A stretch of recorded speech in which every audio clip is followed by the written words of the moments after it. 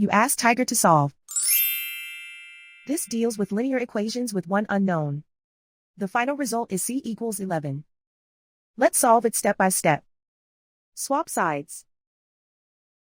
Group all constants on the right side of the equation. Add 8 to both sides.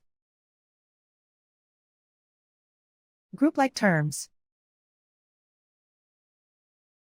Simplify the arithmetic.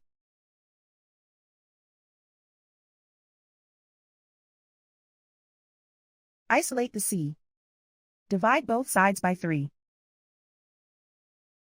Simplify the fraction. Find the greatest common factor of the numerator and denominator. Factor out and cancel the greatest common factor. And so the final result is c equals 11.